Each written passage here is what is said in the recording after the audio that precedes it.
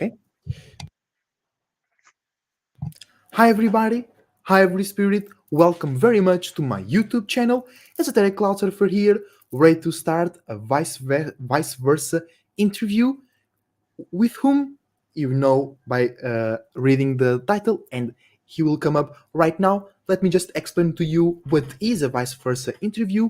If it is your first time watching this format, is a format that I came up with where, as the name suggests, I make a vice versa interview. I interview a guest, but I also give the opportunity to the guest to interview me as well.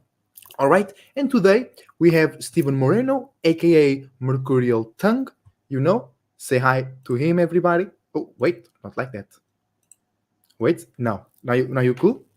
Okay. Say hi Yes, to hello Steven. everyone. Hi, Steven. I hope you're having a beautiful day. I want to remind everybody to go check the links in the description down below. You have links to my pages, to my beautiful partner Daria pages, and also Steven pages as well in the description down below, so you can see more about our content and you can contact us as well. So feel free to contact us. That's the purpose of this transmission, right? It's to show me and Steven to the world. So we have Daria in the chat already. Hi, Daria. I hope you guys having a beautiful Saturday. And you want to say hi to the viewers, Steven? Yes, hello everyone. Okay, I just remember that Happy I to need be some here. headphones, otherwise people will hear you echoing. Hold on, posso ir passar para a cor dos outros? Wait a second. Let's go. Okay, we cool. So, before we start the real interview, let's take a look at today's energies. Today it's Saturn Day, so we are facing the space where the body that we call Saturn was born out of. So we are already more, or we want, or we need more to see structure, teamwork, and some type of real building being built. Okay, you don't need to have it already, but if you have that process of building something, it'll already be cool. And that's in Aquarius, so you are doing that in a unique way, individual way, or with unique and individuals in this case. And very, very special today, because today is actually new moon in Virgo for me right now. It's already new moon in my geographical location. For Stephen, I think it will come out a bit later today. But happy new moon in Virgo, happy new moon in mutable Earth. So you should, or it's best for you, if you plant seeds of stability, responsibility, and being able to deal with stress and still do what you gotta do. Okay, because that's very important. And I was just speaking about the energies of the day, and here we have on the screen down below Saturn day in Aquarius retrograde. That's true, I forgot to mention that. Sun in Virgo and new moon in Virgo. So today we're gonna feel and think about stability, business. Is everything all right? Can I count with my desires and stability for tomorrow, and things like that? And I think it's a great topic to start. Stephen, do you want to comment on today's energies, or what we're doing? How are you doing today? Hmm. So far I just began my day, but so far I haven't felt anything out of the ordinary from the energies. Usually I can pick up energy of like a moon transit a little bit before it might take place, thanks to a lot of my Pisces alignments. Okay. So it's still things are on track right now. I see. Okay. For me, on this side of the world, I already feel like things are becoming more real. But it's because it's still new moon. We can still like see things coming from the subconscious realm to the real realm. Ok. Não, esses não prestam. So, yeah, coming back, yeah, today has been very great as well. I wake up early as well. I got my routine and patterns done. I got some things sorted out here in the house, and now we're ready to start with this interview. So, thank you everybody that is watching right now. I wish you the best thoughts, ideas, feelings, and emotions, a whole bunch of individuality, creativity, and responsibility as well. As I said before, remember to check the links in the description down below to know more about me, Steven, and my beautiful partner, Daria.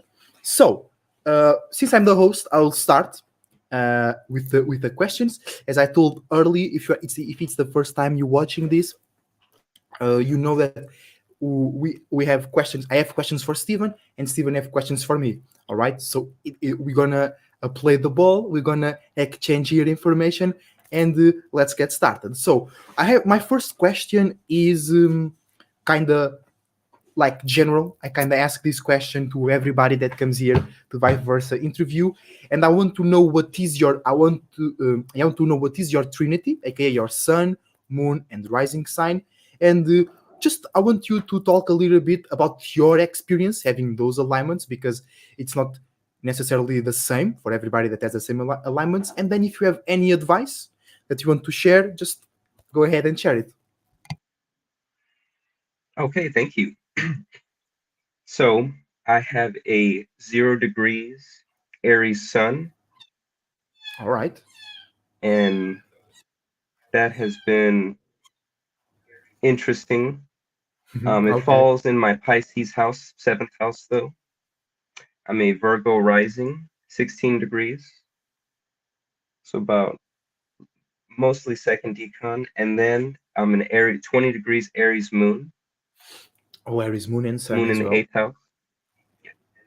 Okay. So my Oh, sun is also partly in the eighth house as well. So seventh to eighth house. So I do have a lot of eighth I house see. energy. And Okay. then just the seventh And house your stellium, I have a rising? Yeah. lot Oh, Virgo seven house rising. stellium. I see. Okay. Yeah, Virgo rising. Okay. Okay. And then you were Yeah, saying just that you have, a quick mention of the yeah. party. Go The seventh house party includes we have Saturn there, Saturn. Mercury, Okay. That's Mars, and the Sun in okay. Pisces, seventh house. Ooh, okay. I got Saturn in my seventh house as well, and I also have my Moon in the eighth house. So we relate a little bit on that area. We see the same things via different perspectives and angles. So for the people that are not into astrology or that don't know what the eighth house means, eighth house means how it's the deepest distance that your awareness can go. Okay, and your awareness, not your awareness, not your spirit or your subconscious mind, your awareness, your logical mind. That's how deep it can go. Okay, it's the eighth house. It can go further than that. But people like Steven and me, that I have just the moon in the eighth house, but there is people with stelliums in the eighth house or more planets in the eighth house. They might not know that logically, but they're always looking for, or they're always trying to make sense of things that don't make sense. Why? Because their awareness can't reach that far, or it can't reach further than that, but they already know there is more than what they can reach logically. Okay, so uh, how can you like not teach, because it's like you capture a lot of things that are unseen, right? And there is a lot of people that do that as well, and many like mental health issues like schizophrenia and things like that.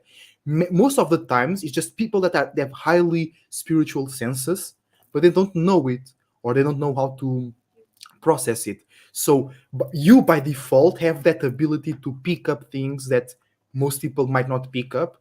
And then how can you integrate, or how can you facilitate the integration between those subconscious message with the conscious awareness? Excellent question. I found that I pick up what I might best describe as what from my own reference point. I might not have experienced anything close to what might be sometimes bothering another spirit or person in a body. And I'll use my own reference point to Yep. get a gauge of the situation and the energies that they might be going through. I'll walk into a room completely calm, and sometimes I'll pick up the senses of maybe upheaval Yep. sometimes, or conflict. True. And I know that I myself was perfectly aware of my own space. I knew that I was fine walking in So then I realized that okay, there's something in this space now. I'm in a Yeah. different. I've traveled to a different space, and I'll use my own reference point to help me figure out what's happening. For an example, I noticed this power when I woke up early one morning, and I hear my family getting ready to start their morning, and someone passes by, and I catch the thought of eating cake, Cake. like Yeah. to eat some Yeah. cake. Okay. And I remembered that, or for me actually, it was cookies. See, Cookies. so for Ah, yeah. me, I caught this That was thought in your the air. desire. Yeah, I see. Yes, and it was about eating cookies, Oreo cookies to be exact. And Okay. I later wanted to question. It was my mother in this case. I questioned her about cook. I asked cookies because I just was discovering this, and so I asked about cookies. Were you thinking about eating cookies this morning? And she said no, but she said she was thinking about having a piece of cake Cake. that Yeah, I she had see. made. And I knew that I hadn't yet to try that piece of cake out. That cake, it was a different kind of combination of Yeah. flavors. She made it herself though, but I had yet to Oh, that's try it. cool. Individual cake. And Unique cake. yes, and the only reference point I had, since I had not eaten it yet, I had only the Oreo cookies to try it out. So there was reference of chocolate in there, of course, and then of course the cream filling of an Oreo. And so that was my reference point. And I realized, okay, I have not experienced that cake yet, but I have had Oreo cookies, which we did have. And so that helped me realize that that's a kind of superpower I have is I may not have exactly know where someone's coming from, but I will based on the energy I'm picking up, I will get as close as I could possibly get to that. And even in cases where there was a more negative energy, I remember being in a car ride and I realized that there was something negative in the air when I was talking with someone, and I realized that it was them who was actually remembering something from their own past. And then the only way for me to reference that was something that might make me feel uncomfortable. But once I realized this, I recognized that a I get as close as I can to it without actually having been in a situation like that, even in the most dire things, like something someone else might have just gone through. The closest thing I might have gone to that is sometimes I think nowhere in comparison. So I feel like there's this huge, the contrast is huge, and I feel like it's like hot and cold energy. And I feel like distance between those spaces, there's a lot of like energy there, and I feel like this is how big the portal is between between us and what's being generated between us.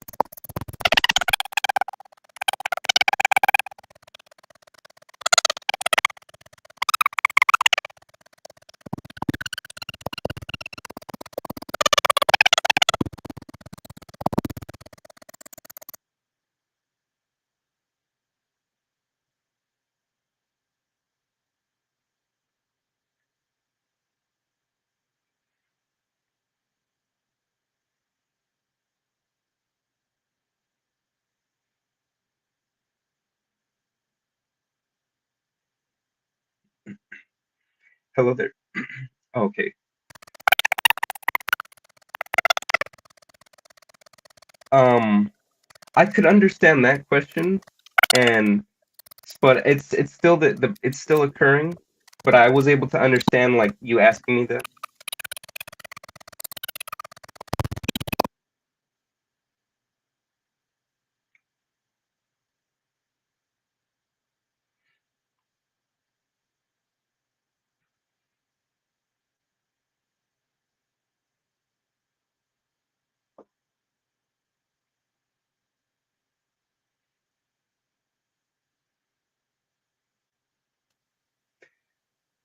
Um, I think maybe you had asked me if about the what my experience, or maybe you were asking me if I had a question now for you after me sharing that.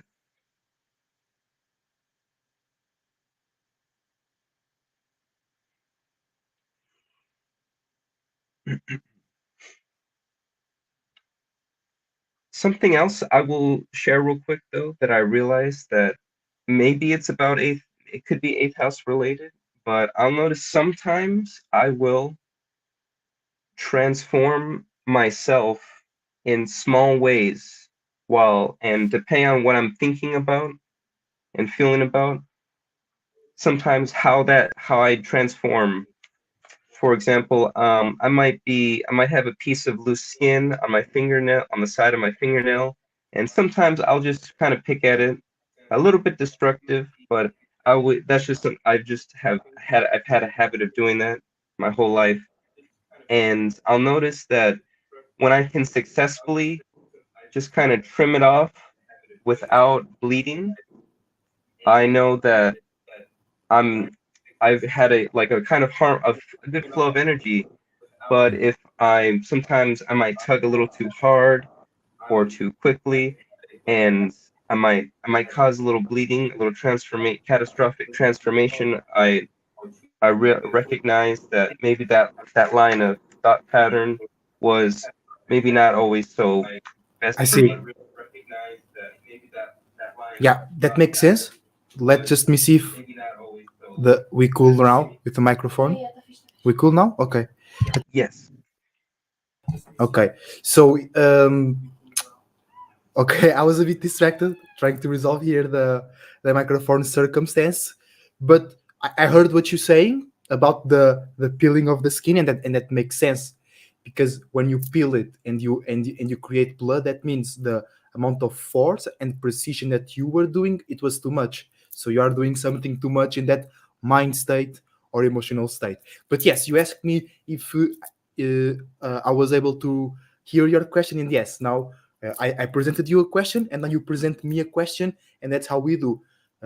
So yeah, you can go ahead and present me with your question. Okay. Okay. So I was taking note of an experience I had yesterday, and so I think this maybe I could ask a question for you based on this. I I almost it was almost comical, and I realized maybe sometimes with Piscean energies how Yes. Go I'm ahead. not I don't want to say I'm taken uh, advantage of in like this the astral realm, but almost almost like I'm nudged for like almost like an esoteric joke sometimes.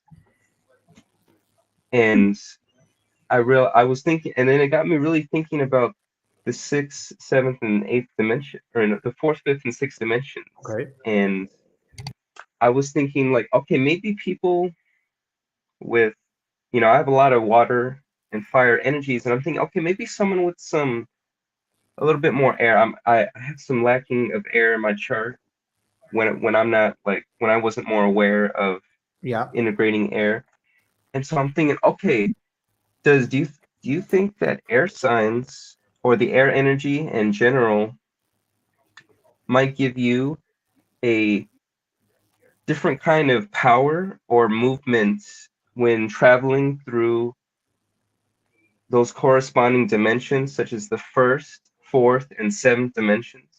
Yes, I do. Uh, Especially because I have 51% air energy. I have a lot of planets in air. So in my experience, it's like water signs and fire signs are more aware of the higher dimensions, but sometimes they are not aware that they are aware. Sometimes they don't trust what they see, or they don't trust themselves about what they see because there is more things. They get confused. So I think air signs have the advantage. I usually say that air signs and water signs hold more responsibility. Water signs because they can reach more spaces and more information, But it is the water sign power and responsibility to communicate that, to show that. So the air sign might not see as much or as further within those higher dimensions, but what we see, we can explain it way easier. And we, at least in my experience, and that's actually a part of my life purpose, is to explain spiritual things in a real way. It's to point out things in the real world that I know, and I can explain you where it came from the spiritual realm. But you having more water energy, you can be aware of more things, but because you are aware of more things, you might get confused, or you might not. You might start to think if others want to listen about it or not. You might try to think and I just communicate that. I have, so air signs have two advantages. We can see and communicate clearly, so that makes it a stronger connection, not a stronger, but a more beneficial connection, because water and fire signs, they have a stronger connection, but it can perturb the connection between the subconscious and the conscious realm, while the air signs don't go as deep, but what we see we can communicate more easily. And then you ask about the first, the fourth, and the seventh, because they are the masculine dimensions. They are the external expression and what we can see of those dimensions. And I think that in the end of the day, that's always going to be an advantage, because that's what we do as spirits. We exist as spirits, and then we create something, or we express some things. So the air signs always have the power to clear and mediate communication and integration and what we call business, which is just the exchange of energy. So yes, air signs have a slight advantage, but that also gives them more responsibility, because if you don't do it on the right way, you're going to be used. You're going to be talking or explaining somebody else's perspectives, or some pandering, or some, you think, that happens a lot, especially with Aquarius, that we think we're spiritual, but we only know how to talk about it.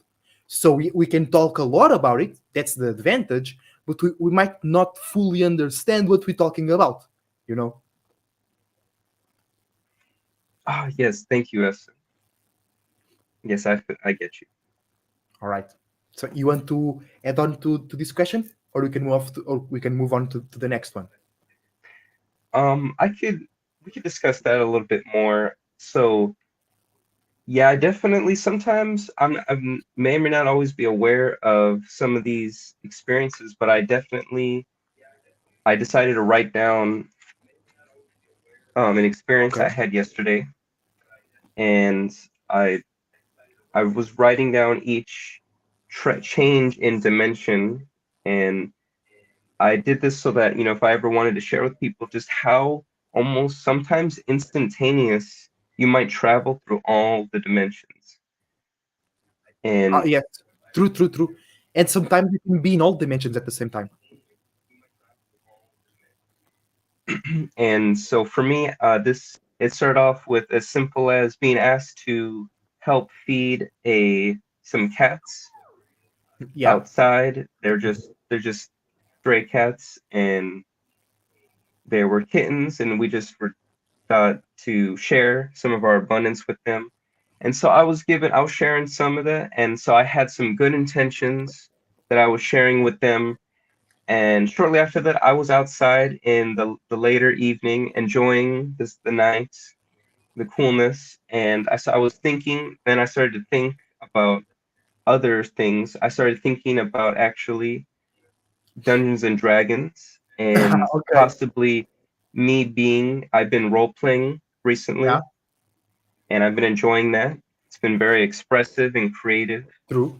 And Indeed. that I started to think about how I might grow more. And I was thinking that, okay, I have not been a dungeon master before. I've not been the one administrating the Yeah. experience.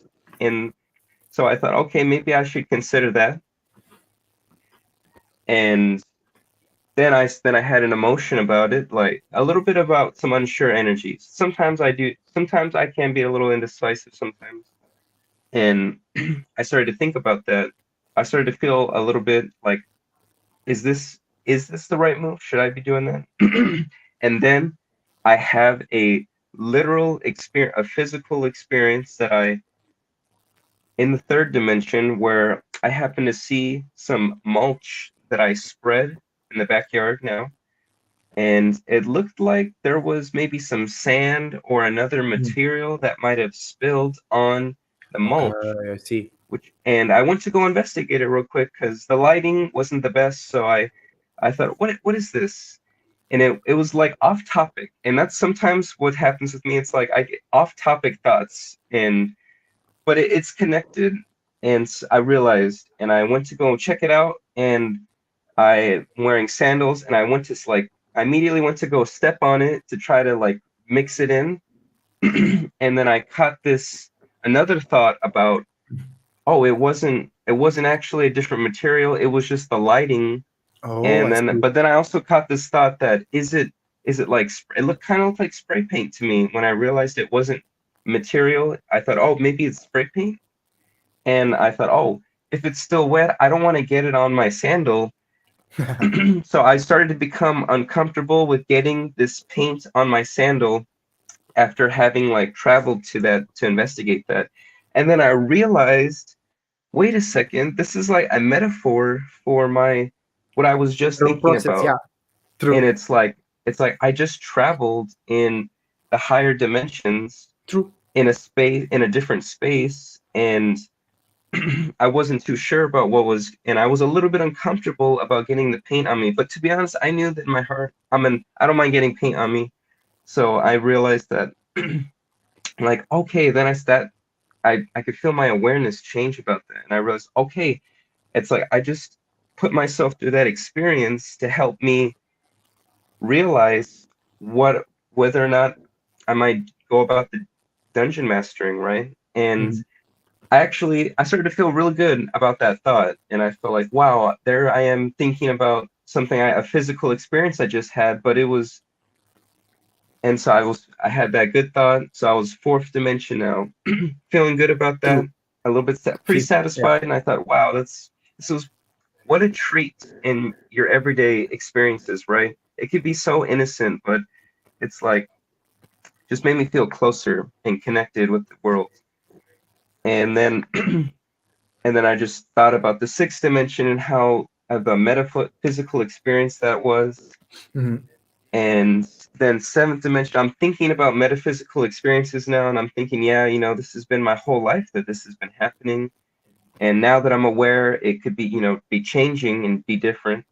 But I was okay with that, and I felt okay with that. And so traveled through the eighth dimension, and then I had after all those experiences, I had resolved to be more prepared for what being a DM might be like. So I thought, okay, I don't mind improving, which is what I like as so to freestyle as an actor, right? To essentially True. voice acting, full on acting, improving, freestyle, no scripts. And I went to go prepare. This was, I guess, a little bit the Virgo energy. I went to go prepare stuff for what being a DM might be like, but I knew that I could improv, and I realized that the totality of it's like the ninth dimension where I was now carrying out the realization that I had, and that led to me taking notes and writing down a lot of little tips, like what kind of DM would I like to be? What's Okay. some things that I intend to do as a DM?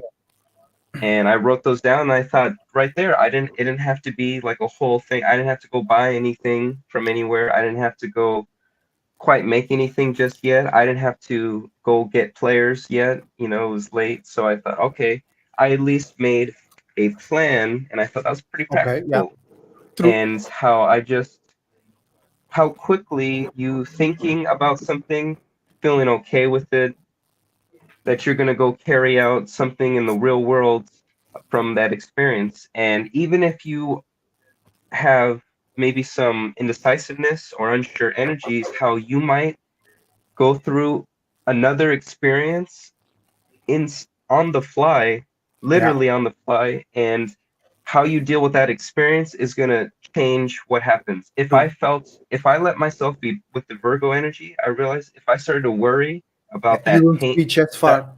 Yeah. yeah, that material, like it's like I was sidetracked, right, with like almost some Piscean stuff, right? Like I True. became aware of Indeed. something else now, broader, but it was meant to help me, to teach me, right, about what I Yeah. was just going through, another experience. And it was a great example because it showed like the layers or the steps that you go through, you know, to reach a conclusion. Because right now in this world, we are so logical that we forget about how we reach a certain conclusion. We just reach it. But there is a lot of processes and steps that you go through before you reach a conclusion. And then after you reach a conclusion, are you sure about it? Will you take action on it? Will you talk about it? You know? And many people just forgot how we can be aware of those processes. And you explain that in a, I think, very good way so people understand what the dimensions mean. Because many people think aliens gonna come from the eighth dimension. You know what I'm talking about? It's not like that. It's just a different in size. How much your mind can reach, how much possibilities, how much scenarios your mind can reach. Because dimension, it's about size, okay? Because in Portuguese, the word for size is dimensão, dimensão, dimension, you know. So let's go into the second question of today that I have for you, and it's about your gardening process or your gardening activity. You know, for the ones I don't know, Steven is participating in a gardening program where I don't like to say train, but they introduce people to gardening and explain like new techniques. Oh, master gardener, there we go, there you go. You see, and Steven is a part of this process, and it has a lot of people. So, in my perspective, it's a very very good activity for any type of person, you know. And I want Steven to tell us how impactful has it been in your life to be a part of that program, and specifically about the gardening activity itself. How does it change? If did it change your life, and how did it change your life? Thank you. Yes, it's been, I've had a wonderful time, and I've definitely changed a lot, and I'm grateful to be in this program. It'll soon be almost a year now Yeah, that I've been in here. I've completed my training, and now I'm a full-fledged full-fledged master master. gardener, for a first Let's year go. master gardener, Let's go. and for my area, my local area. The great thing about this program is that it's it's essentially in all 50 states in the United States. So Really, I that's could, awesome. yeah, I've met people who have moved from other states to California to participate in our local area's program. And they come with their experiences in another state's program, their wisdom and knowledge to share. And I know that should I ever move, that if I'd like to continue, I could essentially continue on with the new people in the new area that I might be in, because it's widely served, That's and very cool. even in the territories of United States like Puerto Rico, Hawaii, Mhm. right? So even places that aren't exactly states, and I've thought, wow, True. how nice is this? A broader sense. It's like a larger garden, a broader sense of True. community Yes. and a Yeah. network, right? And I this even in my own local network, that I was used to being in my local community I was a regular guest speaker at my Mhm. old high school, and I would Okay. speak. I've spoken to hundreds of high school students. Okay. Usually I would talk about my own experiences. I would talk about my my travels going through college, me becoming a game developer, Yeah. following my dreams of making video games, and how I accomplished that, and what that entailed, and whether my 2 cents about what they might do about college, and what I might do from there. And so I was sharing my own experiences when I was at the school, and publicly speaking about it. So I was already okay with freely sharing my time with the public and the people. True. but then I also maybe in 2018, 2019, I started to get interested in gardening, and I started off with cannabis, and I had seeds that I had pulled out from a flower some flower buds that I got from a local dispensary. Mhm. And so I thought, okay, I have seeds. It's That's perfectly fine. legal to grow outdoors in my area. So I thought to give it a try.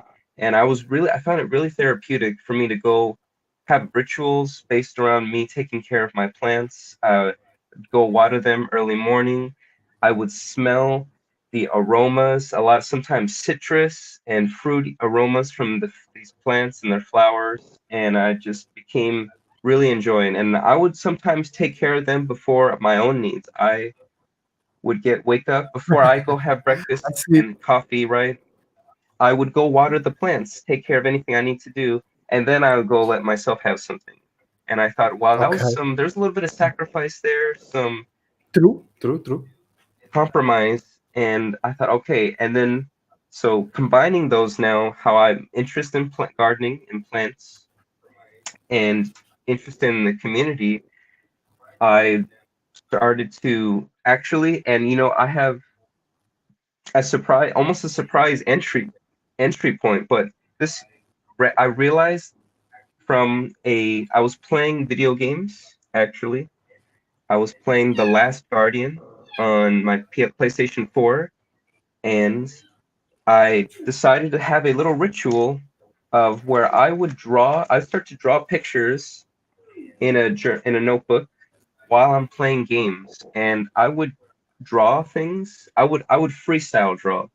I wouldn't always know what I was going to draw, but when I knew that I was happy, when I was having a positive, a good experience that I liked, and I was enjoying it, I would draw something. I would improvise off of the thoughts I was getting, like because I would catch these thoughts about what I might draw, but then I would improvise based off that. If I caught a thought about drawing a phone, a cell phone, I would interpret that as any kind of communication. I wouldn't necessarily draw the cell phone that came to my mind. I would rather draw something a little bit more cartoony or creative, Okay. where I I might see. draw. If you remember from a kid, where you would take those aluminum soup cans, you would tie a Yeah. string to them, and we would talk to one Yeah. another, Yeah. I and see. and I would rather draw that as my metaphor for that communication. And that's how I would draw when I would be vibing out playing these video games.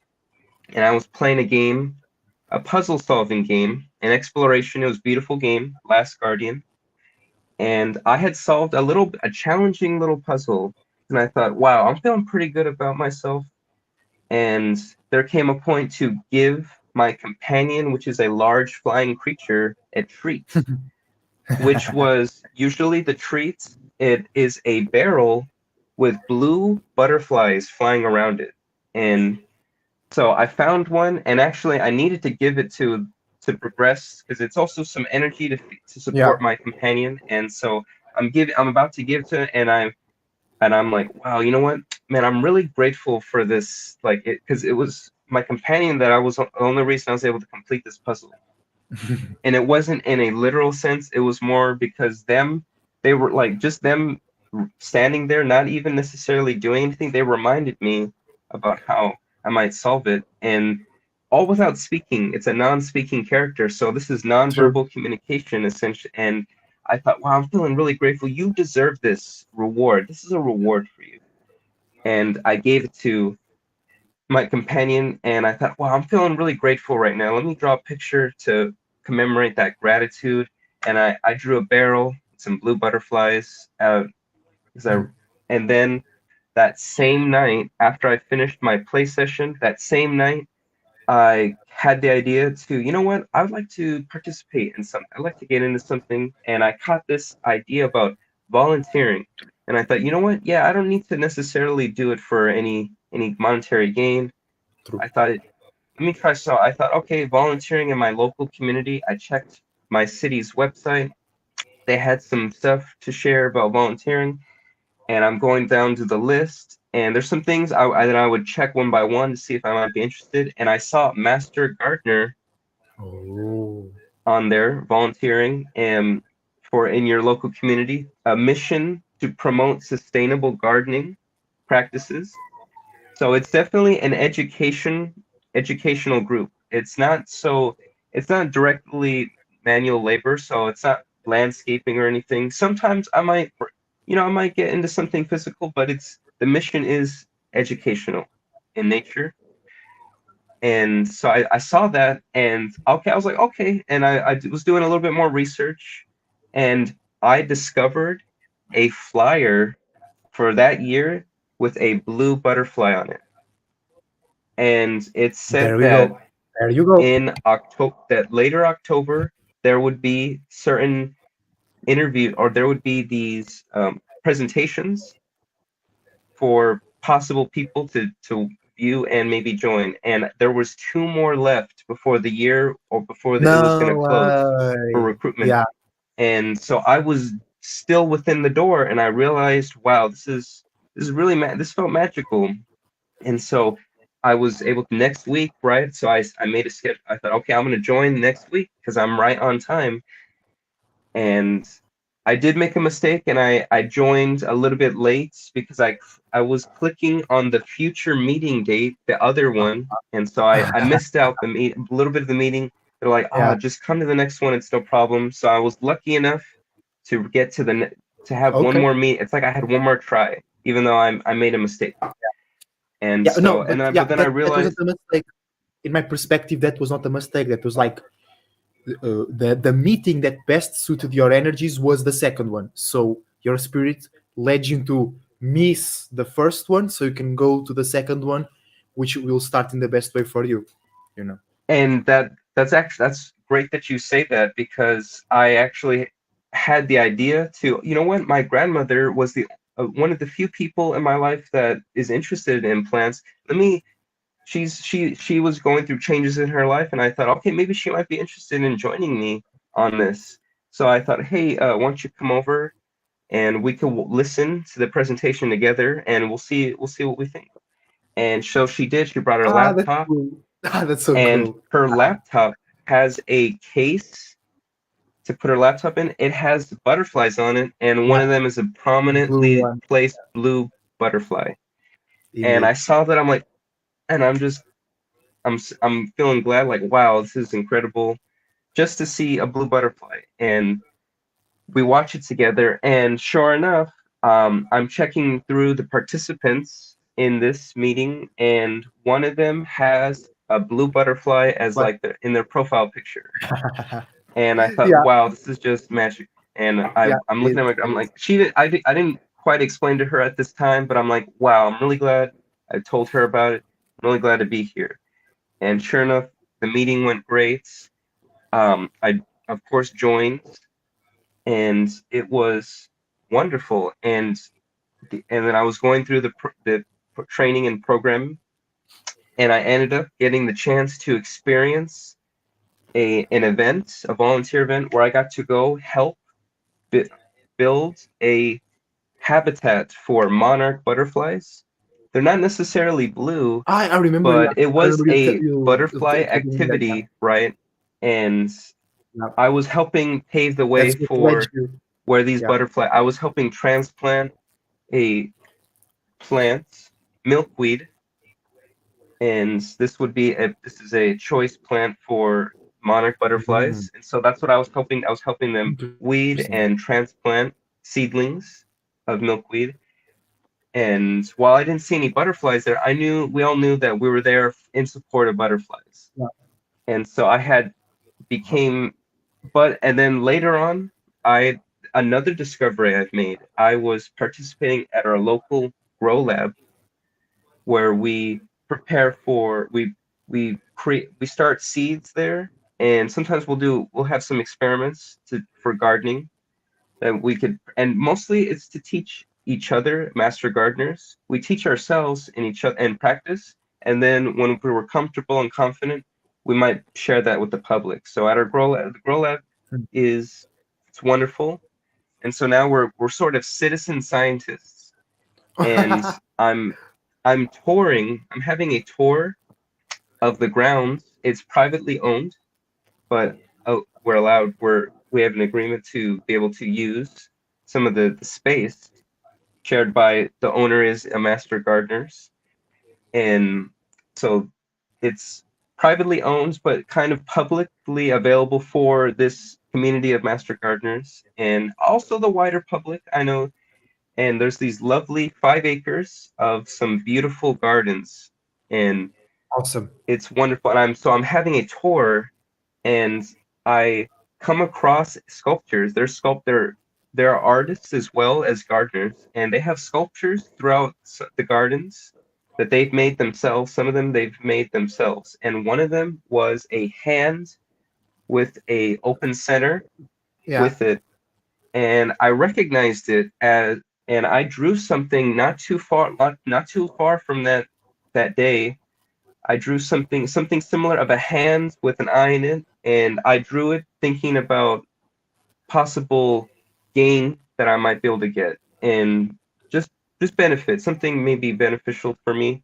So I drew out a hand with an eye and other things. Well, actually, I drew the other things later on. I started to expand on my drawings after I went through an experience with the drawing. And so I realized, okay, it's almost like my awareness is inside that open cavity of that hand sculpture. And I thought, okay, I took it as a sign that, okay, maybe this place is a good place. And I had the chance to join the committee, the group that's going to participate with the Grow Lab. I joined that same day. I met with Okay. the coordinator, the leader of this team, and funny story about him, he actually has tattoos and he has a blue butterfly tattoo. Ah, real shit, bro. That's strong Yes, connection. and so I didn't notice that until a little later, but when I saw that I thought, wow, suddenly he became like a rock star to me. Like, oh, something I as see. innocent as that. And of course I shared this with him, and he had a similar experience where in his case it was yellow butterflies, where he kind of almost he thought it was almost uncanny how he had a similar experience. For him, it was coming to terms with, I think, the passing of his beloved grandmother, who Hmm. got him into gardening. And so yeah, for him there was something spiritual with yellow butterflies and how it kind of helped him come to join the Master Gardener program as well. And so we were sharing and connecting on these butterflies. And yeah, and after sharing this with you, you had once mentioned that it was almost like I was essentially the butterfly, and where I had Yeah. gone through a transformation, and now I'm flying around my community Yes. participating in events. We And lost so you. I shared this with I my don't know guard, if your and connection not is everyone connected is right so spiritual, and I get that, and I do know that, yeah, there's some earth energy where there's practicality, right there's honestly, I like it because it a little bit of all the energies is required to garden successfully, right, with its now. earth. Like, plants got to have oxygen, right? You can't True. overwater Air. these plants. Yes, air, True. important. You cannot trample on things. You cannot be too power and control. You cannot cut off too much of the plant. It True. might not have enough structure. It cannot get too hot. So, and of course, creatures might try to come and sample the plant. They're living beings too. And I realized this was, for some of them, this plant was their best chance at survival, and they chose my plant. And in a ways, I couldn't Yeah. help but feel honored that, and I knew that it was just how I navigate. And then I started to see pests actually as miniature gardeners, actually, and I Yeah. realized They maybe the kind of fault are. is mine.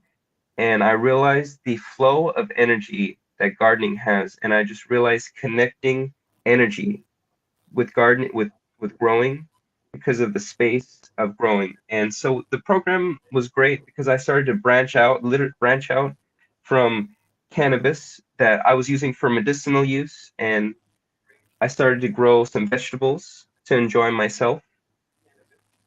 And everyone was very supportive. I actually received as a sort of parting gift from that Grow Lab tour orientation, I got some broccoli. They sent me home with some broccoli. Ooh. And at first I was reluctant. I didn't think it was going to fit on my bike. I rode my bike there, but they're like, you know what? It's okay. There's these cones. They're like these narrow pots, tall and narrow. It should be able to fit. And I thought, if they're like, if it doesn't survive your journey, it was free, right? So it's okay. And I thought, you know what? You're right. Let me try. And I made it work. I put one in my water bottle holder. I put another one in my little pouch for utility, and I made it work. Took them home, transplant, and I grew some broccoli that I had several harvests of, and I collected seed from. I have like I might exaggerate a little bit, but it seems like almost 1,000 broccoli seeds. It feels like, It's yeah, it's a lot of them. and I would later on received other plants just from being at the grow lab. I adopted some plants that weren't going to be used for any purpose. So they're like, well, here it's available for anyone that wants to adopt them. So I took on some Swiss chard to grow spinach and beets or radishes was it, and I just started to get some other plants. Kale. The kale became one of my favorite plants and vegetables, and I would just love pulling one leaf of kale from the garden, maybe giving it a quick rinse, a little salt, a little pepper, and I would just eat the kale leaf at a time. And it was wonderful to just go and just eat freely at the garden, just having a better food preservation system than a refrigerator, right? And True. so yes, the gardening program has definitely been a huge help to me and my family. I got to share with my family the abundance. I've shared countless times extra kale. I've sometimes would come home with kale. They might trim something in our demonstration gardens. Like here we had to prune the kale, and here's some kale that you guys could take home, fellow gardeners. And I was like, oh yeah, I'll take some kale home. And sometimes other things, and it's just been wonderful that I'm now only got to feed myself a little something. I got to feed, my brother, his family a little something, and it just started to become more than it was benefiting more than just me now. And I thought, wow, this is some beauty of gardening. I agree. All right. I'm very happy for that as well. And throw at me your second question. Okay. Okay, so this is unique. You're in a unique position for me now that I'm thinking about asking this question about. So since you also garden, Mhm. I'm now thinking about the areas in which we garden, and I know you've shared with me about some excellent soil, naturally occurring worms Yeah. in the soil, and I have the opposite experience. My own yard, my own space, it was bone dry, dehydrated, no water. Mm. And so I was thinking about this and like, wow, could I have been attracted to this space, and I realized that not just me in my area, but other people, right? We have these clay heavy soils, which typically are very hard, compact, and dry. And I Mhm. realized, okay, maybe what if I was thinking right now, someone from a different area with a different type of earth underneath their feet, maybe that energy that they were attracted to, and what they might bring to that space now. And I realized I might be bringing some emotion and some care and other Ah, energies to yes. this bone dry spot. So I ask you, so what do you think you might bring to this already fertile space, unless you yourself had been instrumental in making it that way? Yes, as well, because we all together created this world, and then me and Mysterio, we say this a lot. We as humans, we are ultimately our role as humans, not as spirits, as humans. Our role in this earth is to be gardeners, but in the sense that we bring structure. That's what we bring. We bring structure because if you just let grow, things can grow in the wild by themselves, but with the help of humans or spirits in bodies, they can grow in more efficient ways and in more harmony. So that's what we bring. We created the fertility and the bountifulness, but we also need to control it, because if things are too bountiful, they will scatter that energy and eventually die without producing any good fruits. They just expend too much energy with no result. So uh,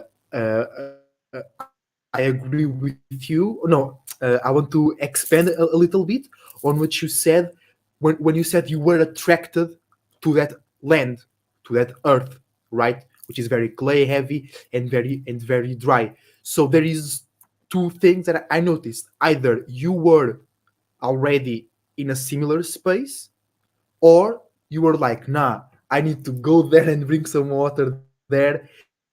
So you were attracted. That's why you're there, right? But either you were attracted because it was like you, or you had already very much water and you needed to give that water to the dry place in order to balance. But to conclude and answer to your question, we bring structure, we bring organization, and we bring basically intelligence, because that's what distinguishes us from lower animalistic natures. We are aware of them and we can use them in better ways. Yes. Okay, thank you. Wonderful. Yes, and I Okay. was thinking that also there is still abundance in dry, heavy compactus. Even if it seems like nothing, not even weeds would grow there, it's still so abundant. I realized It is. when I was digging out some spots, and sometimes I would soak it to soften it, sometimes not.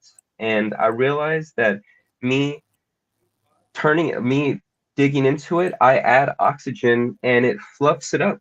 And I what looks like a small hole dug in this hard, heavy soil that was a little tough sometimes to get into becomes it suddenly now it's multiplied. It's seemingly Yeah. multiplied, but it was always like that. It's just there was little to no airflow, and now that I've True. introduced That's the very important. oxygen and it has Mhm. access to a little bit more moisture in the air, oxygen waters in the air too, right?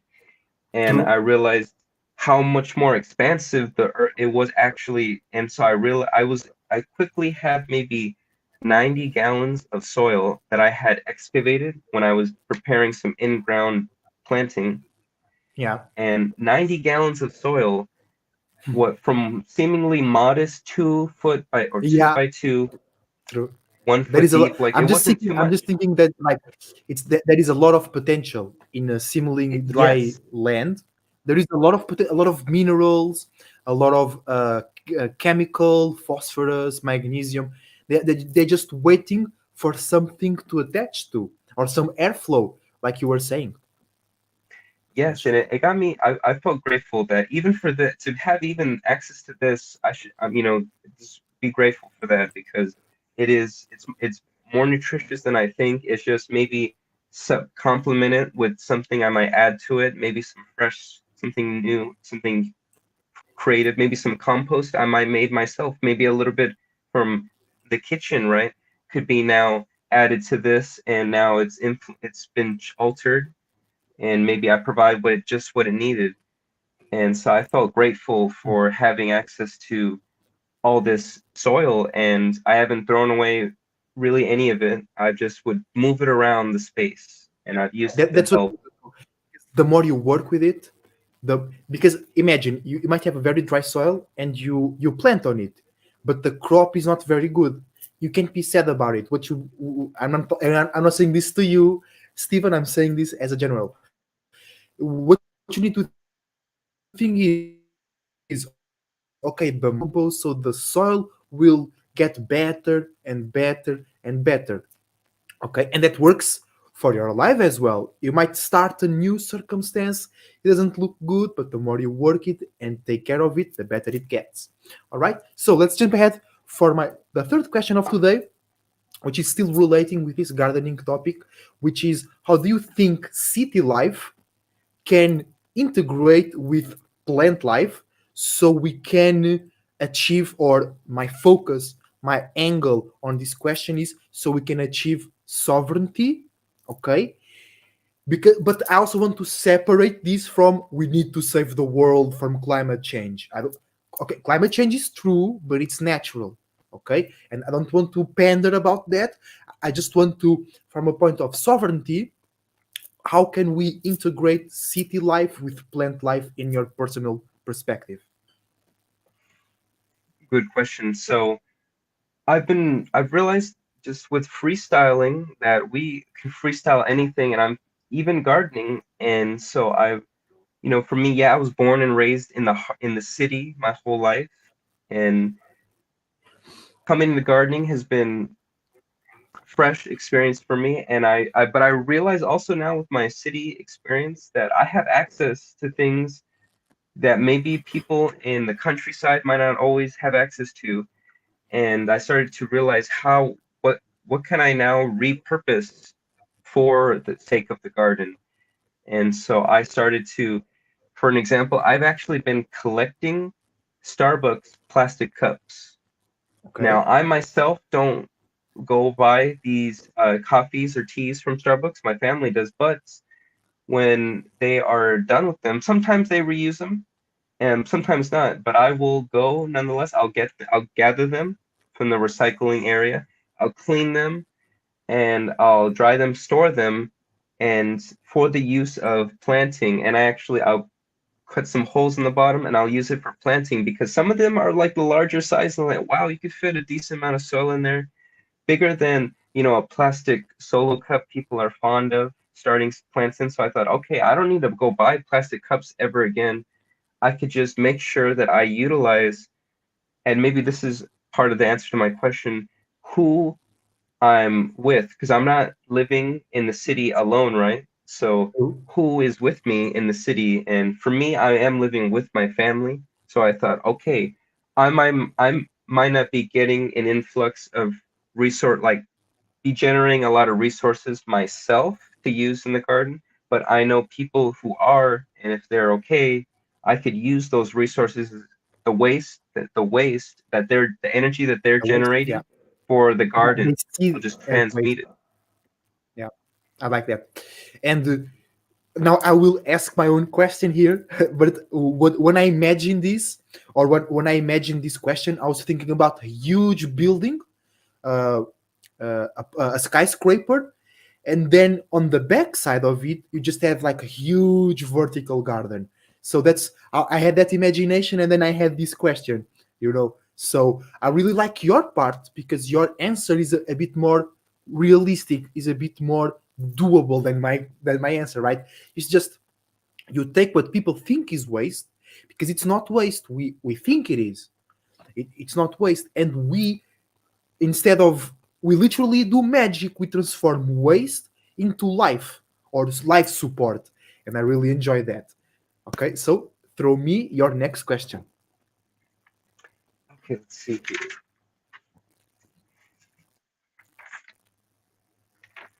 Okay, this is interesting.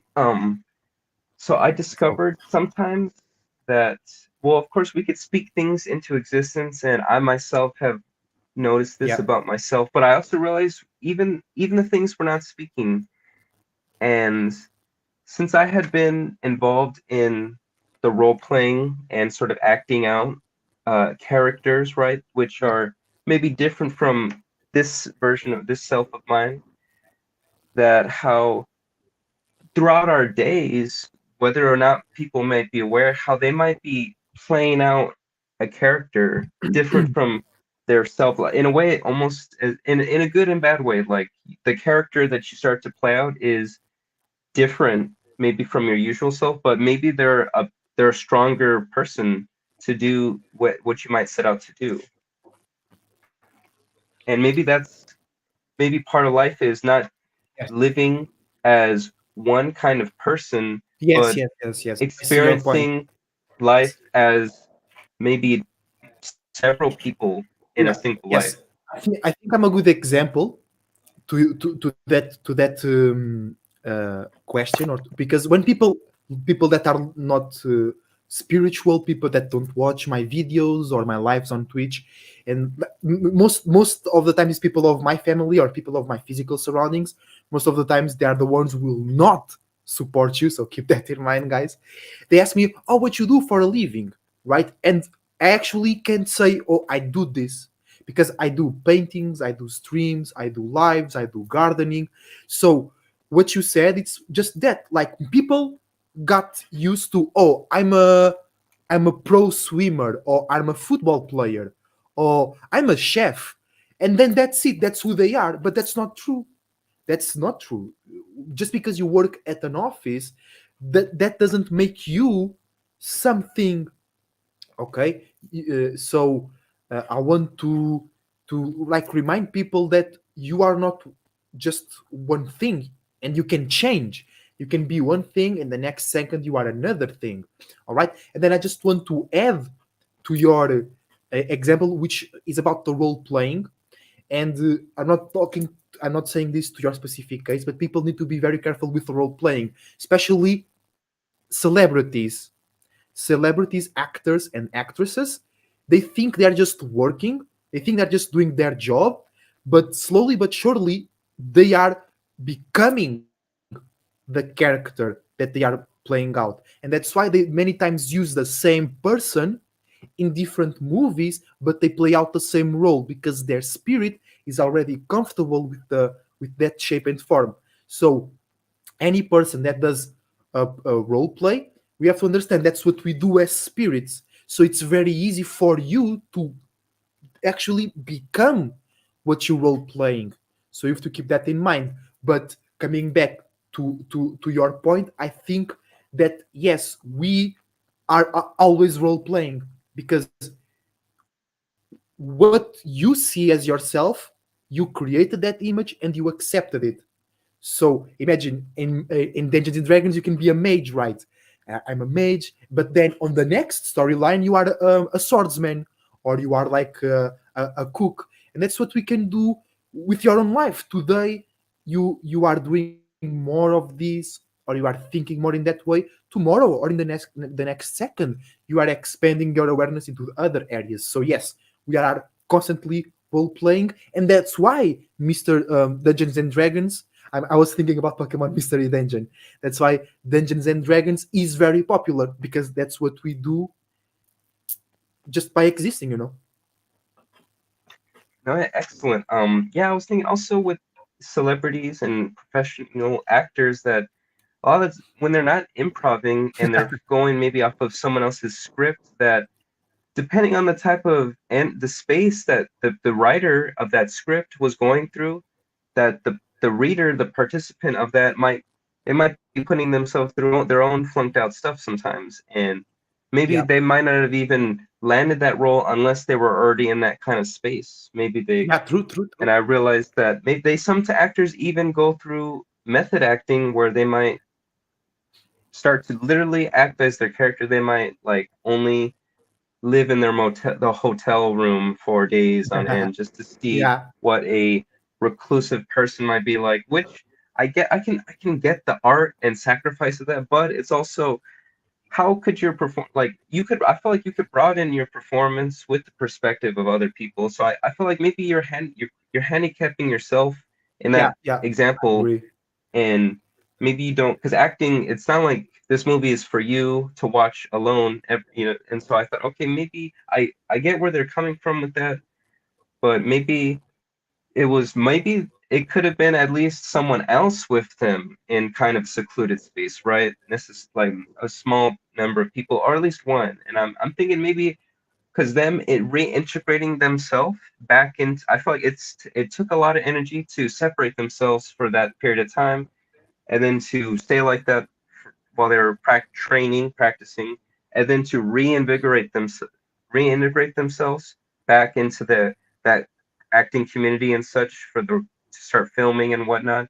I just felt like it was a lot. It could have been draining on them, and Yeah, their performance could have maybe benefited from instead not secluding themselves for the true. sake of the role Yeah, and yeah. I whatever agree else with they you. might do. Some people gain a lot of weight, some people lose I a was lot just of weight. I thinking feel like about that. I was just thinking about that. Yeah. So they are actually stop being themselves to be something they are not, and that's a spiritual crime. That's a spiritual crime. Okay, let's go. Let's go to the fourth question of the day, which is you have and I want your personal opinion. How do you think that the gaming industry, how the gaming industry will evolve. Okay, because I see this obsessive focus on the graphics, on the aspect of it, and I'm not liking that. And how do you see that the gaming industry will evolve from now on?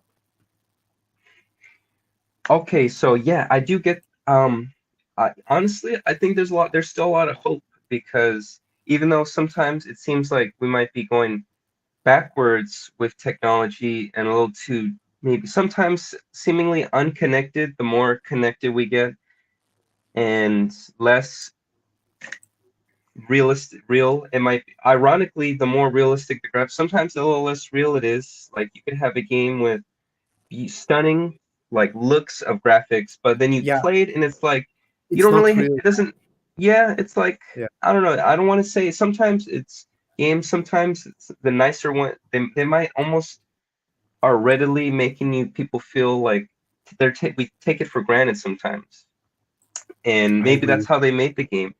But to answer your question, I think that there are spiritual people who do like games and what they could offer and bring, and I'm thinking that that it already is possible and they already do, and I'm thinking they could offer and introduce to that space and people in that space other ideas of what we could do with this medium of games because it's unique in that we get to experience the Yeah, roles, right? Like we're not just reading about it, someone else wrote. We're not watching a specific light that someone else had presented to us. We get to actually have decision making. I know from watching your gameplay videos that, Mystery Dungeon, no one in all these Pokemon games, no one told you which Pokemon to get. That was up to you the whole yeah, time. true, true. You could have played it countless ways. I could have played it countless ways. So could anyone else in the chat, Daria, or any other viewers. And so I'm thinking people that maybe are spiritual and have they're broad in ways that the game industry isn't always could come and they could change that space. And I was inspired by Dolo the Pilot Man, and he once talked about games and making games and how making games in like the other in other dimensions and that and I made a note of that and I thought that I was inspired by that and I was thinking, okay, maybe if we just could start developing games with maybe tools we might create in other dimensions, and I after we briefly discussed, some of the several of the dimensions, and I thought, okay, maybe we just if people become more aware of how that process could be, right? Where I could have turned that experience I had into a game of some sort, right? And so I'm thinking maybe we could get maybe people in that community to become a little bit more spiritual, or if not, if it's too soon for that, we could at least us being spiritual, we could practicalize it for them, right?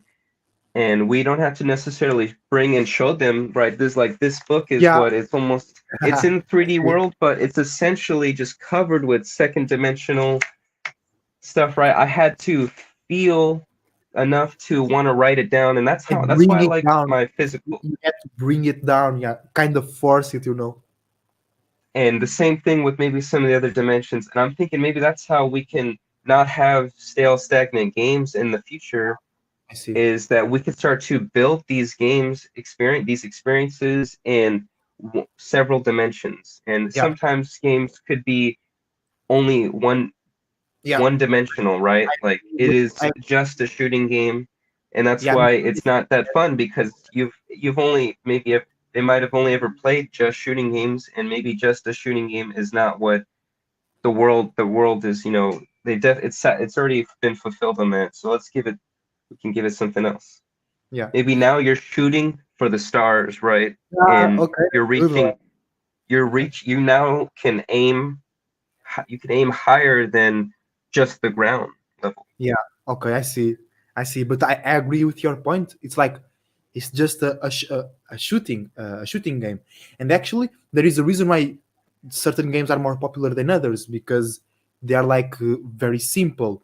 But I agree with Tari saying here in the comments. She was saying that lack of direction and morals in many of them good-looking games, and that goes in accordance to what you were saying. Just like there is just like it's like the tunnel vision. They don't like the gaming experience is so expansive, and they keep it in like just one thing. And another thing that I noticed that I didn't like on these like big ass PS5 games, they are turning those games into movies. Literally, they are turning those games into movies where you can make some choices, but then even the cutscenes where they tell you about the story, it's just like a movie, bro. Like, and I don't like that. Games were not like that before. And Wow, I wanted to finalize with for people that are watching right now, for the people to know that there is already some companies and producers that they are spiritual. They are just not openly spiritually. They're not just open about it, and they transmit their message via Jesuit lore, but that doesn't mean they are Jesuits or Jews or the shadow government. But in order to have success, they think they need to do it in that way. And for me, a great example is Nintendo and the Pokemon Company. Bro, those guys, they're always like releasing games on astrology dates, and they have like this whole like spiritual, even behind the Pokemon concept that's very spiritual, and the Legend of Zelda, Metroid, those games are very spiritual, but they don't tell you. Hey, they don't tell you. Oh, Dialga is the representation of Saturn. They don't tell you. But if you can put one and two together, you understand that that is. But many of the game developing companies, they're just doing it for the money, and that leads into a lack of focus. And it's like we are only using 10% of what really games can do for us. I agree with that. something I wanted to discuss real quick about that. You inspired something right now that how even though their intent is to specifically make money, it's like they're doing it from a kind of clutching at money for money, right? Instead of Yeah, yeah. already having all this money that they use Now, to now make they the work game, right? hard. Yeah, And sometimes some of those big budget games with all these people, all this resources, and the game still might not yeah. be successful. And I thought, wow, how could that happen? And I thought, my own experience, I've worked with a very small two other people and with almost no budget, and we still managed to Yeah. earn some money. And I thought, wow, we could earn a little money from this. Why not this big group? And I realized maybe that's their starting point, is like they do it from the wanting the money. And maybe for game Or developers, maybe they should attention. have a different kind of intention, right? Of not trying to, because then they put themselves in that space of wanting. I bet that those games that those big games that flop, they definitely wanted money after that, huh? And so True. they put themselves in that space to want for reach for money, and maybe it And could have been something different. they are even more lost because first they already have a lot of money and they want more, and they don't realize that there is people out there that they don't use money. They are so powerful and influential, they don't need money to live. And then you have these celebrities and corporation owners. They already have tons of money, but they still do their shit just thinking about money. And that actually reflects in the games, because we were just saying the games lack vision, the games lack expansion. And that's what we're saying about the people that make them. The people that make the games, or the people that sponsor the games, they lack vision, they lack expansion. So these go here in correlation. Now, before we move to your question, no, yes, it's your question time. We have a comment here, Nijenga Mutaka. He's suggesting a game for a newbie, so maybe Steven can suggest that. And he's asking why gaming is so cool, and I will explain it. Okay, for me, it's because I have an Aquarius stellium, so there we go. Then, because that's what we do as spirits, we create visions, and then we experience them. And when you are gaming, you are like experiencing an imagination. You are experience for your spirit. Gaming is as real as this life. but this life is more dense. And then gaming is cool because we are also living in the Aquarius age. So anything that allows us to experience other realities away from this physical reality is gonna be cool. Then you can play with friends and you can do cool ass shit that you can do in this physical reality, you know? So what game do you suggest for a newbie, Steven?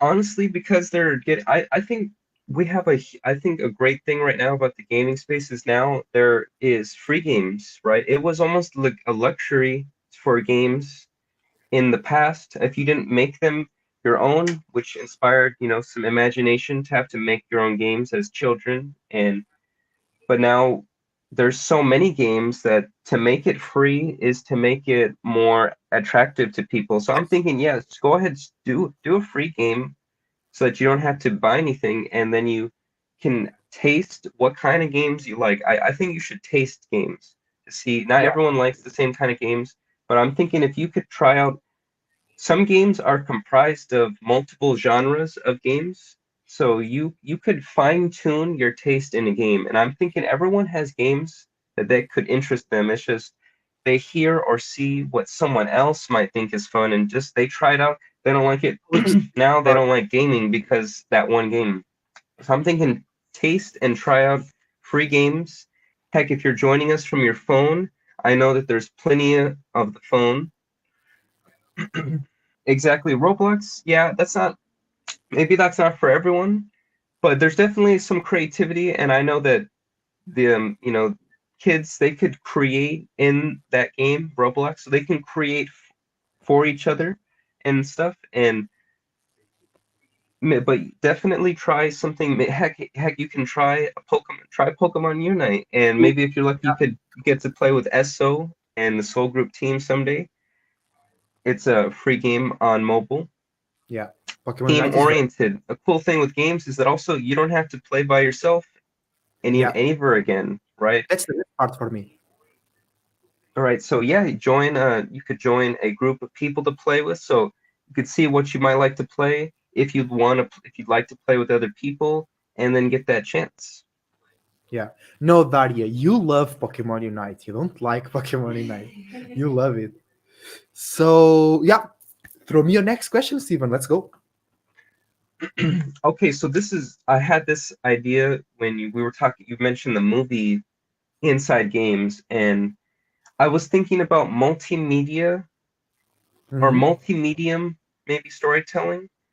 But then I was also thinking that maybe they are trying too hard with one, like they're going so, and I mean maybe yeah, they do have the budget and the resources to create like a more movie experience inside of a game. And maybe now, but now maybe you get neither, right? Because now, is it a movie, is it a game? Because the game, maybe the gameplay, obviously anything that's not been going into one is not right and not in the other one. And I thought you could do a lot more with the movie side of it if that was the focus.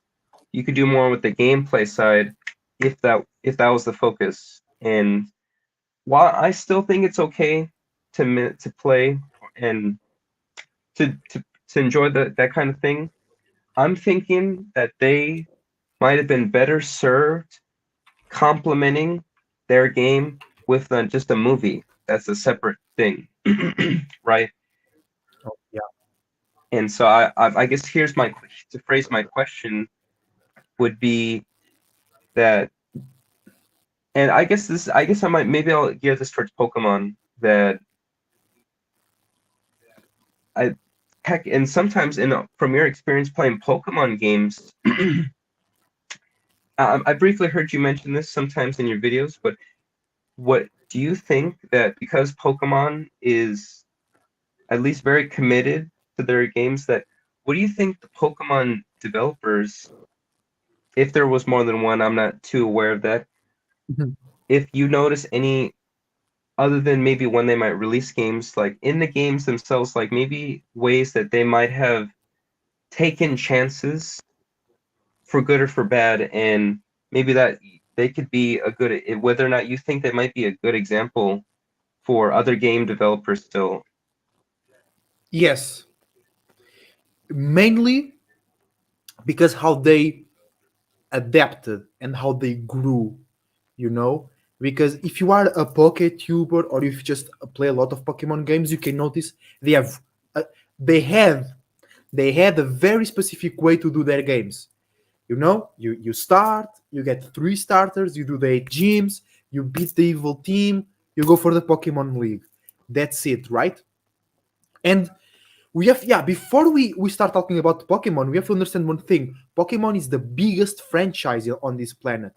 It's not McDonald's, it's not Nike, it's not Apple or Tesla. It's fucking Pokemon. It's the biggest franchise, okay, in this fucking world. It's Pokemon, okay. And when you have such a bountiful business, you have to be very careful when you change it, because you might lose it all, right? So for me, especially being an Aquarius that also cares about maintaining a structure of entertainment and shit like that, I actually really like the model of Nintendo, which they have this 20-year super successful business, but they still trying out new things like with the Pokemon Legend Arceus and the new games that coming out on November, Pokemon Scarlet and Violet. They are making the first ever Pokemon game that it's open world. They never done that before. You had a straight line with the routes, a straight line in the storyline, and now you're gonna have 3 different storylines. So I think that the Pokemon producers and the Pokemon company, they are very aware of what people want and need. They are very aware of the astrological energies, because like Pokemon Legends Arceus, it was the first game that was kinda open game and that was talking about past storylines. And they released it on the first day of Aquarius season or in the last day of Capricorn season. So they know what they're doing. They were introducing a very unique and individual way to play the game, because that's what we want as the Pokemon community. We wanted something new and something fresh, because we were tired of that same storyline, right? So they are aware of the energies and they are aware of how to present, market, and do their games in order to meet those energies, because they know that's how the game is going to be popular. But one thing to notice about Pokemon is that they don't just want the game to be popular, they want the game to be memorable and impactful. Because you can go ask like 30-year-old and 40-year-old people, and they still remember their first starter. They still remember how hard it was to beat Lance at the end of the game. And that's how Pokemon look at their business. They want a timeless business. They don't want their game to be popular this year and then that's it. No, they want you to remember their game 20 years after. And that's very, very powerful. I like to comment that I remember my starter being Charmander on, I think, Yeah. Pokemon Okay. Yellow was my first Yeah. Pokemon game on the Game Boy. Yeah, no, And thank you you for see, and you that. remember, And yeah. Do you understand how I see the Pokemon company looks at their business? no, I'm grateful for the Pokemon games and the teams, and I'm glad that they are trying, they're willing to try stuff out. I know Pokemon Snap was one of my favorite Pokemon Ah, games as a Pokemon Snap kid. is To cool. just to Yeah. just take pictures of Pokemon, and maybe you don't get all the pictures taken in that first run. You could go again and maybe True. sometimes influence and try to get a more unique pose or Photo. event Yeah. to Yeah. That's very photograph. cool. And That's very that cool. right there was amazing. And I thought a lot other teams could learn from Yeah. trying things out like Pokemon Yeah. For an teams could. example, just in the past weekend, there was the Pokemon World Championships in London, and they had 5 games there. You know, and you just said that Pokemon does what no other company does. They have a game about taking pictures. They have a team game. They have a game about you are like a ranger of nature and you take care of nature with this Pokemon ranger. They have a game where you are the Pokemon. So that's a great example for any businessman or businesswoman that is doing something creative. It's you can expand your ideas to many other areas, and the Pokemon company is a great example of that. Okay, so moving on, the fifth question to you is it's still correlated with the gaming industry, but it's spanning out a little bit to more industries, which is, are you concerned about the use of artificial intelligence, especially in the art and music industry? I okay. I used to be a little concerned, and my concern was for the art for the people that that might get potentially replaced. And I realized the Yeah, that flaw was my in my point.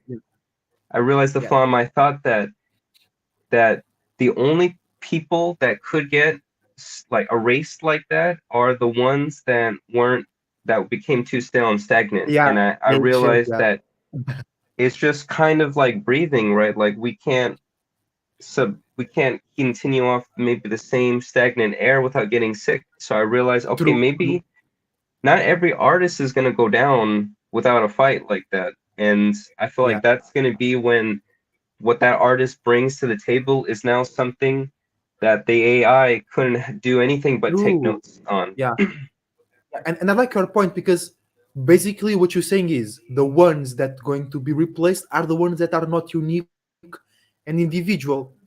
And if there was no AI, that would happen anyway. That's just like Aquarius energy on itself. The old and the outdated things always go away for the new things to come. So that's actually a very good point. Like you only need to be afraid of AI or robots taking your job if your job is meaningless, if you are meaningless, if you have some individuality and creative, if you do something that only you can do, then nobody can replace you. No AI, no system, no government. Because like here in Portugal, people criticize, oh, the Indian people, the Ukrainian people, they came here to steal our jobs. That's because your job is not meaningful. Okay, great answer. I like that. I like that one.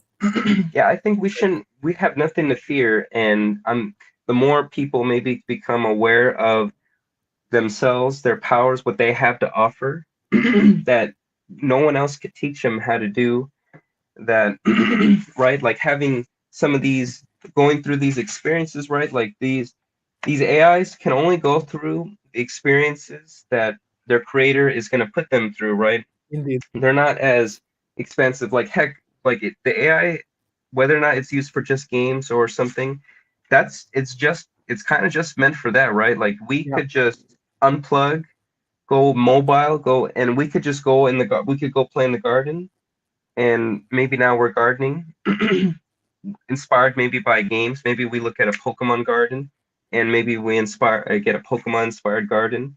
But do you see how now we could literally take that AI, that game, we could we could create something for ourselves with it in a different space. So yeah, I'm thinking that's how easily, like in AI, funny enough, even though it seems like it's untethered, it's kind of still very much rooted in something that it studies. yeah. And True. even still, it can only study what's known to people. Yeah, And that's if always my we're, point. That's always my point. Like they can't discover something new. They can only process with the information that you put on it. yes, and I'm thinking that these AI doesn't have the kind of mystic, almost very much magical and mystical abilities that people can. And heck, honestly, the very creation of AI was the result of someone using Yeah, their gifts and their talents to create something inverted. like something that's the next generation of Golem, right? To use for their ritual building, and it could be used for, with some good intentions. And I don't think the AI should be shunned. I think it's another tool in our repertoire, and I think it could help us and not hurt us.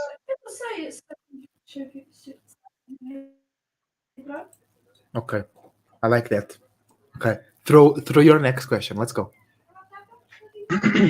Okay, so this was inspired with you showing that kitten, and I was thinking, okay, so thinking about animals and maybe cats specifically, and how maybe all the kind of cats, the entire species of cats is, you know, an oversoul, right? And I was just thinking like, it's almost like kind of an AI for maybe cat, and I just wanted to hear your thoughts about that now.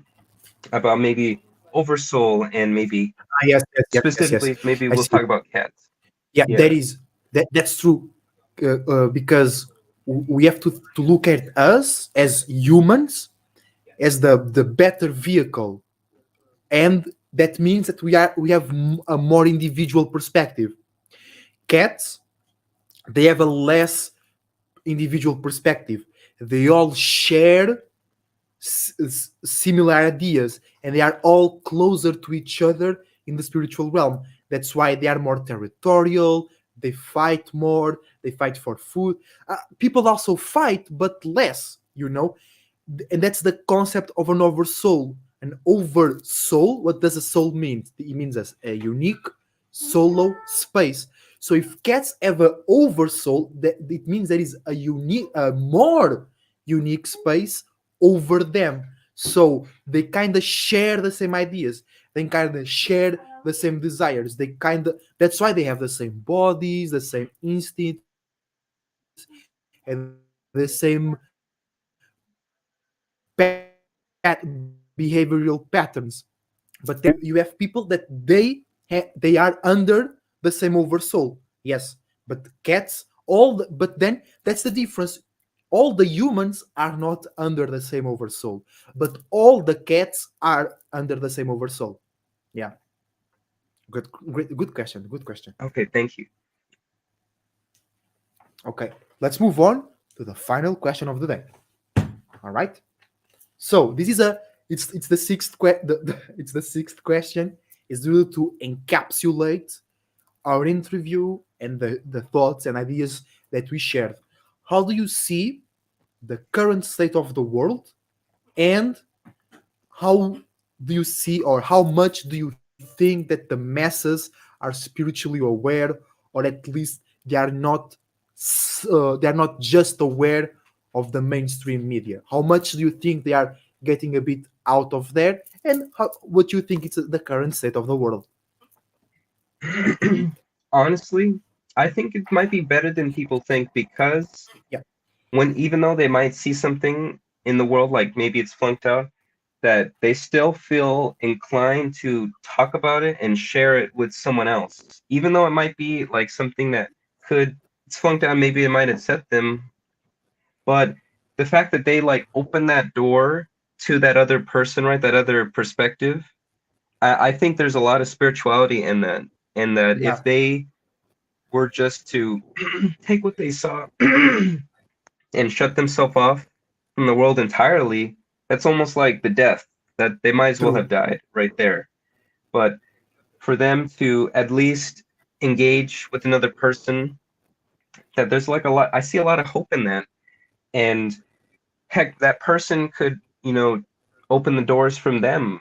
Just from them opening that door, that puts them in that Yeah, space for doors getting open for them. And so I think for people that they're just by willing to go talk to someone, this is, I think air sign maybe and could attest to this, and maybe, water energies, that to be able to go and connect and network with people like that is, I think, very spiritual. And because what more can no prop, no object, no nothing could really surmount to anything that even a single person, like one person, is more valuable than all the notebooks in the world, no matter what you yeah. put inside them. I see And all the books. so I'm thinking, yeah, as long as we're willing to share that, I think people, and they are and they do, that they're more spiritual than they realize, and that Yeah, they so are. you think people are getting more open?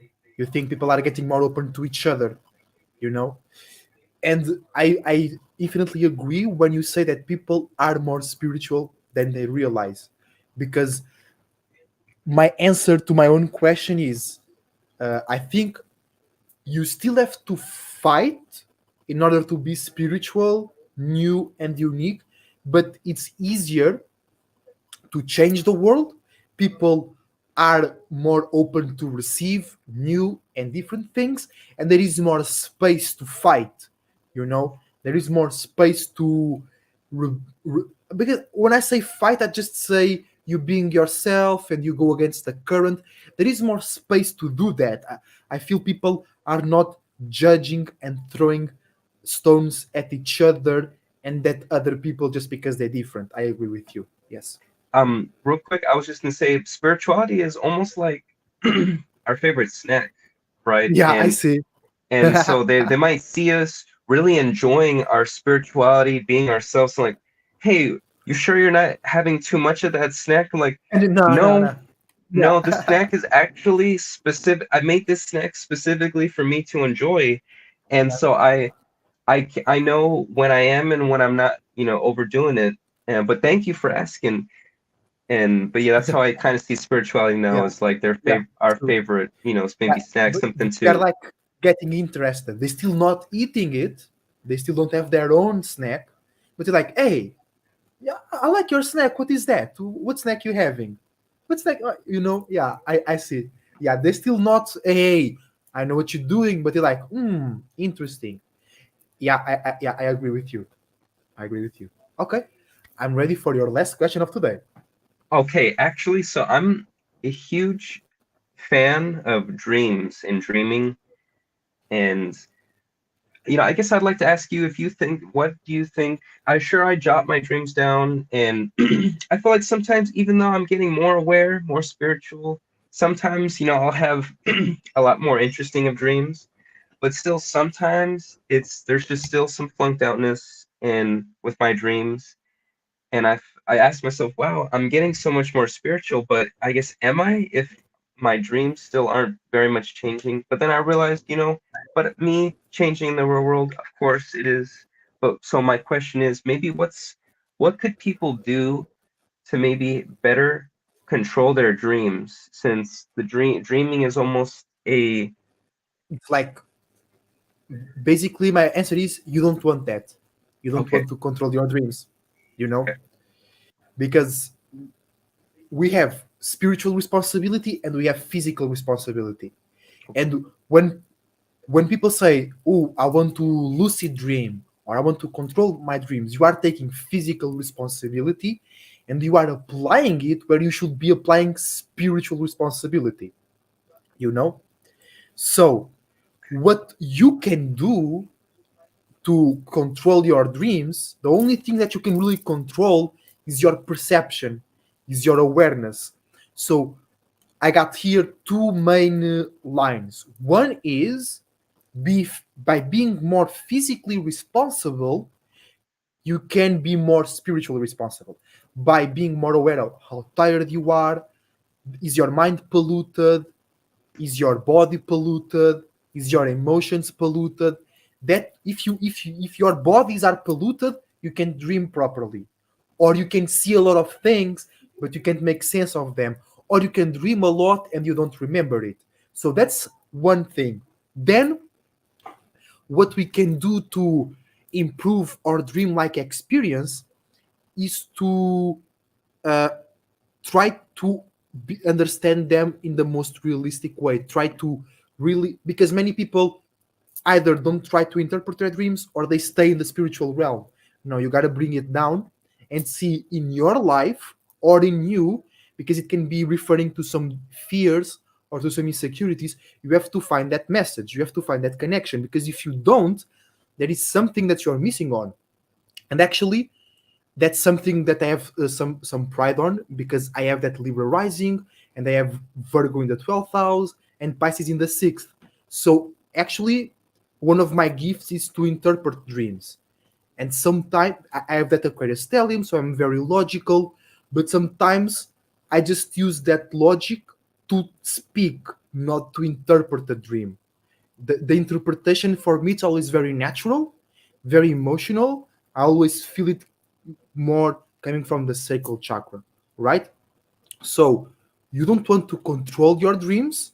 You want to make sure that your vessels are ready to experience them. And then what you can control is make sure you are connecting those dreams to something real. And if they don't, you don't need to pay attention to them, because your spirit is experiencing stuff that you don't need to be responsible of. That's why I said we have physical responsibility and spiritual responsibility. Maybe your spirit is experiencing something that you don't want to be physically aware of. You don't want to go through physically. So you don't want to know what you don't literally you don't want to know what that is. You don't want to, you know? Thank you, Esso. You actually just reminded me something that I realized and went through for myself, that no matter how cool your dream might have been, or flunk, I guess on the side of it being cool, you could have done like the most interesting thing you might have ever thought possible in the dream. And in my own case, I once imagined um, creating a sort of using, I felt this force to rise from the ground a sort of crystal-like structure inside a classroom that was showing other people. And I realized when I was taking a walk down the street from me, I was reflecting on that dream, and I realized that I thought, here and now, like my potential, like that was a whole other life lived, but my potential now, even remembering that dream, it's like I could out you are in the potential to outdo yourself, right? Yeah. And that's the power of the present. Yeah. And the future is merely like even more potential, right? And later down the line. And the past was just like your previous milestone. And now in the present you could completely outdo yourself. And I was inspired by that thought, and I remembered that after that during my walk, I imagined while I was walking that instead of there being one crystal, that I was raising like an entire forest of crystals Yeah. around me. Yeah, And I I thought, like that. wow, it's like, wow, and then I realized, you just reminded me of that. And I realized, yeah, maybe the dreams are a little bit, I don't want to say one dimensional, but second dimensional. Maybe it's just not a lot to, it was just kind of your immaturity, right? Maybe some juvenile, maybe that was just youth, right? Being Yeah. young was to dream like that, to just dream. But now that you are, oh, to be awake, now I see is to like, to just, to outdo anything you might have seen in the dreams. And it doesn't have Yes, to yes. look so like realistic, Yeah. unrelatable, right? As it might be in a dream. Because sometimes I think dreams might be unrelatable to other people Yeah. since it's unique, right? Yeah. Experiences for us. But But that's why Masons are afraid of the spirit realm. That's why the shadow government is afraid of the feminine energy, because it doesn't relates to anything. You know, that's why they're scared of it. But that's the nature of it. But you don't need to accept it as it is. You can transform it into something more relatable, as you were just saying. I agree with that. And just like to give an example, I will explain a dream that I had recently. This was when we were like shifting from Leo season to Virgo season, right? And I remember that night I have a lot of dreams, but right now I only remember that one, which is like I was in some type of vehicle. I think it was a bus school, but I'll not be specific about it because it might not be. I was in a vehicle, right? And then we were on the road, and then we were on a tsunami, big ass tsunami, you know. And then it appears a big ass rock, and the tsunami hits the rock. And while this, I started in the vehicle, but now I'm an observer, and this always has a meaning to it. Okay, everything, the change of perspective, it is always a meaning to that. And then when the wave hits that huge ass rock, there is a guy with just a swimming it's not a swimming suit, swimming underpants. I forgot the name of it. And he makes a very professional dive into sand that was below the rock, right? And if I told this, like, this doesn't make any sense, right? At first, this doesn't make any sense, but actually it does. So first, I was in a vehicle, I was going somewhere, but I was also limited. And that big ass wave represents the next shift that we as a collective, or me as an individual, because then you have to live life to make sure that you have to live life to then understand your dreams, right? So that big ass wave means a new thing, a change, a new age coming in, right? So but then I'm out of the vehicle, so I understand that the wave is coming in, but I'm not washed up. I'm observing it. I'm seeing it from far away. And then that water hits a big ass rock. So that's we as a collective, we need to make sense and to be really real, serious, and detailed about this new wave, aka Virgo season. And then we have the pro diver diving into the sand, and the sand represents the place where the sea and the land meet. That's actually what the word sand represents, sea and land. But it also represents the cusp between Virgo and the air sign. So we have to make we have to be sure that this new wave is good for us and whatever, but also we have to dive deep into our relationships and be open in order to like enjoy whatever this new wave is bringing, you know. So we really need to make sense out of our dreams so it doesn't is some chaotic, and many times you just need to apply it to your personal life. You know, it's not about going onto the internet or going look for some symbolism. Sometimes just things happening in your life, and how we analyze dreams need to be real as that. You know, like this represents that. If I was in a vehicle, it represents I was traveling. If I was uh, like in water, it represents I was in feelings. You know, things like that. We have to be a bit more direct with our interpretation. Yes, thank you, Esso.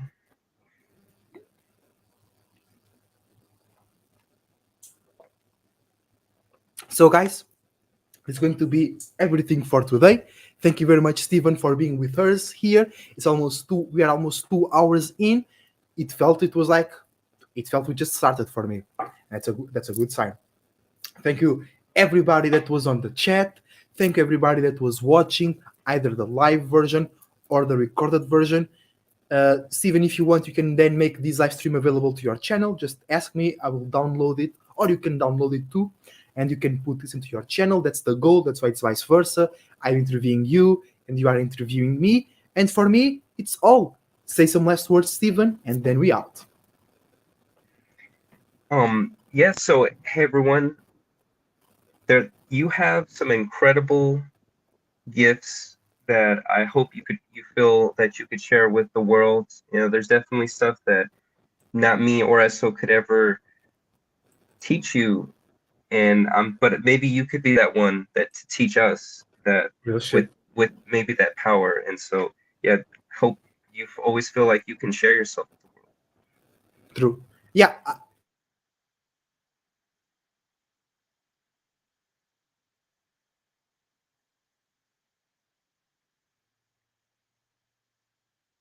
usually at the end of my my internet just failed. Come on, are we cool? Yeah. Yes. So I usually say that love yourself and then try to love the world. You don't need to love the world. Just be open, because you might, like Steven said, you might have the power to teach me something, but if you don't love yourself, you'll never open yourself and express it.